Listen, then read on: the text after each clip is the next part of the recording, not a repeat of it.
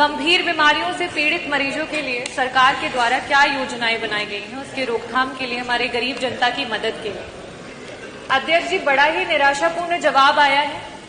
मुझे ऐसा प्रतीत होता है कि जब जब सत्र में पिछले 2.5 वर्षों में आपके विभाग के द्वारा जब भी प्रश्न पूछे गए हैं तो आपका एक सेम आंसर है कि हमने इतने जिला अस्पताल, इतने मेडिकल कॉलेज, इतनी डायलिसिस की मशीन, इतने एम्बुलेंस। अध्यक्ष जी, मेरा बड़ा ही स्पष्ट सा सवाल था, और अगर आपने ये बताया है कि आपके इतने जिला अस्पताल, इतने मेडिकल कॉलेजेस हैं, तो मैं इस सदन के माध्यम से जौनपुर से जो हमारा मेडिकल कॉलेज है उसकी कुछ पिक्चर है वो आपको दिखाना चाहूंगी कि जहां पे काला पानी तैर रहा है, जो बिल्डिंग्स हैं वो बनने से पहले खंडहर हो चुकी हैं, ये स्थिति है। और आप इसे गिना करके जवाब देना चाहते हैं कि आप अपने विभाग में क्या कार्य कर रहे हैं। मैं ये टेबल कर दूंगी अध्यक्ष जी, ताकि ये मंत्री जी के पास जो असली पिक्चर्स है वो पहुंचे और उन्हें पता चले कि जो बार बार आप ये कहते हैं कि हमने मेडिकल कॉलेजेस बना दिए, जिला अस्पताल बना दिए, उन जिला अस्पतालों और मेडिकल कॉलेजेस की क्या स्थिति है। कुछ दिन पहले वहां के बच्चे धरना दे रहे थे, जिन्हें हम देश का भविष्य और आगे मेडिकल कॉलेजेस में एज ए डॉक्टर देखने वाले हैं। आज उनके पास न शुद्ध पेयजल है, न बिजली है, न पानी है। हम मरीजों को क्या ठीक करेंगे मंत्री जी? हमारे तो डॉक्टर बीमार हो रहे हैं, कभी डेंगू, कभी मलेरिया और कभी जॉन्डिस से। ये स्थिति है अध्यक्ष ji. It is really shame for the UP health minister and the department of health ministry. और आज सेंट्रल में तीसरे टेन्योर के बाद भी अगर मेडिकल कॉलेजेस की ये स्थिति है, definitely a shame for this सरकार कि आप इस तरीके की स्थिति ला करके रखी है आपने। अध्यक्ष जी, जवाब में इन्हें ये देना चाहिए था कि गंभीर बीमारियों के लिए जो हमारे डॉक्टर्स होते हैं, चाहे वो पैलिएटिव मेडिसिन के डॉक्टर्स हों, चाहे आपके ऑन्को सर्जन्स हो, ऑन्कोलॉजिस्ट हो, गायनेकोलॉजिस्ट हो, न्यूरो एनेस्थीसिया डिपार्टमेंट के डॉक्टर्स हो, चाहे आपके कार्डियो सर्जन्स हो, सीटीवीएस के सर्जन्स हो, आपने कितने डॉक्टर्स को बढ़ाया?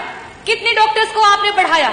आज पेशेंट्स के अनुपात में आपके पास कितने आईसीयू के बेड्स हैं, कितने वेंटिलेटर्स हैं? अगर ये जवाब आता तो वाकई मुझे लगता कि आपके विभाग को कोई जानकारी है और सही में आप सरकार की और जनता के लोगों के लिए कुछ काम कर रहे हैं। अध्यक्ष जी, मैं वापस से अपने प्रश्नों पे आऊंगी कि मंत्री जी, सिर्फ और सिर्फ आपसे 2 प्रश्न हैं और उसके उत्तर गोल गोल ना घुमा करके सीधी तरीके से बस बता दीजिए कि आज उत्तर प्रदेश कैंसर जैसी बीमारी में देश में टॉप कर रहा है। ये प्रदेश आज इस समय वर्तमान में 2024 में हमारे पास कैंसर के 16 लाख मरीज हैं और हर वर्ष 2 लाख मरीज आपसे बढ़ते चले जा रहे हैं।